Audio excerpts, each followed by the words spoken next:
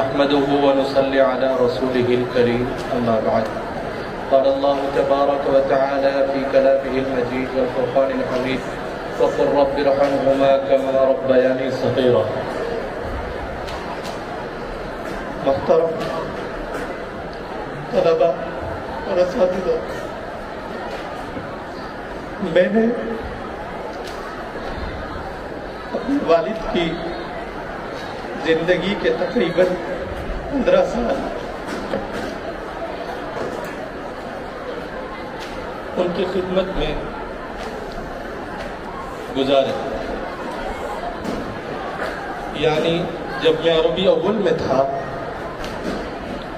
اس زمانے میں ڈائبٹیز کی تکلیف کی وجہ سے زیادہ چلنا وغیرہ نہیں ہو پاتا تھا، تو والد صاحب مرحوم رحمۃ اللہ علیہ کے کچھ ساتھیوں نے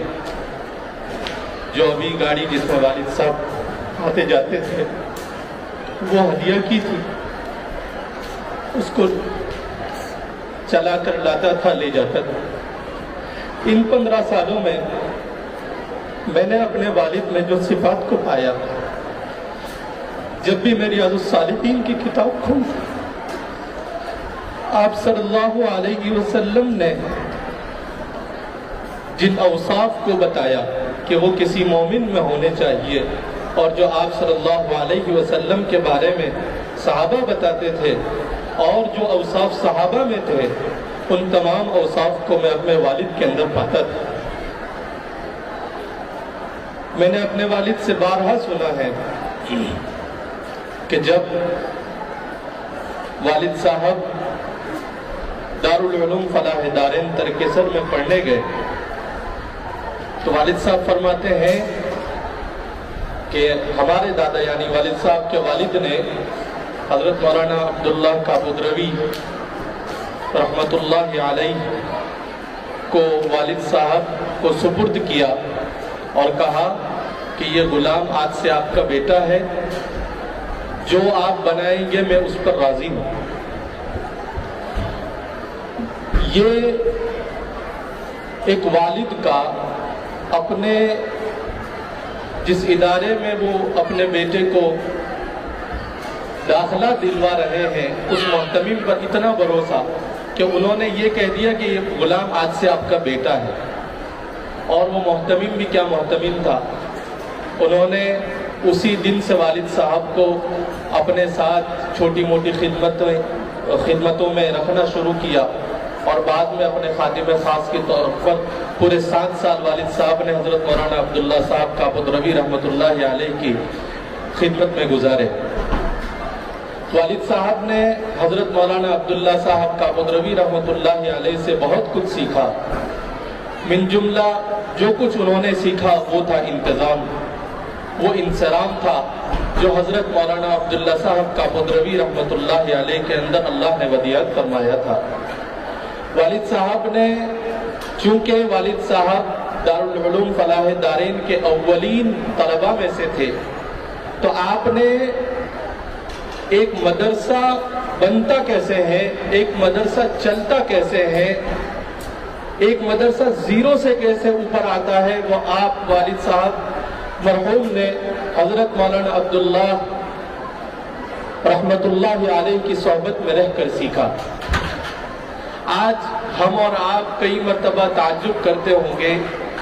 میں اپنے ساتھیوں سے کہتا رہتا ہوں کہ میرے والد صاحب جب یہاں آئے تھے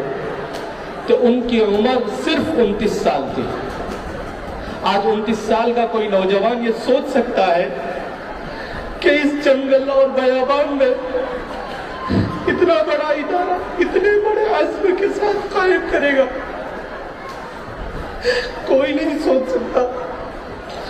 صرف اور صرف یہ ان کے اساتذہ کی دعائیں تھی اور ان کی صحبت کی برکت تھی جس کی وجہ سے آج ہم یہاں ایک اتنے بڑے طلباء کے مجمع کے سامنے والد صاحب کے محاسن کو بیان کر رہے ہیں. میں اور آپ سوچ نہیں سکتے کہ 29 سال کا نوجوان جب یہاں آیا ہوگا اس کے ذہن میں کیا ہوگا.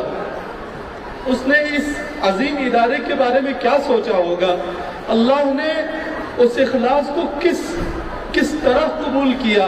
کہ آج ہندوستان بھر کے چپے چپے میں قرآن کی صدا کو انہوں نے بلند کر دیا۔ میرے بھائیوں، میرے والد صاحب، ایک تو ان کی صفت سیکھنے کی تھی کہ جو کچھ بھی نیا ملے اس کو سیکھنا ہے۔ میں اتنے سال والد صاحب کی صحبت میں رہا، جہاں کہیں بھی جاتے، حتیٰ کہ اسپتال میں جب جاتے تو مجھے کہتے، کوئی اچھا اسپتال ہوتا تو مجھے کہتے یہاں پر بھی سب ہاسپٹل میں بہت اچھی ساری چیزیں ہیں، آپ اس کو دیکھو، سیکھو، ہمارے یہاں بھی کچھ اس طرح ہونا چاہیے۔ یہ وہ صفت تھی کہ جہاں بھی جو چیز اچھی ملے وہاں اس چیز کو اٹھا لینا ہے۔ والد صاحب الحکمت ضالۃ المؤمن من حیث وجدها فهو احق بها پر خوب عمل کرتے تھے۔ اسی طرح والد صاحب کے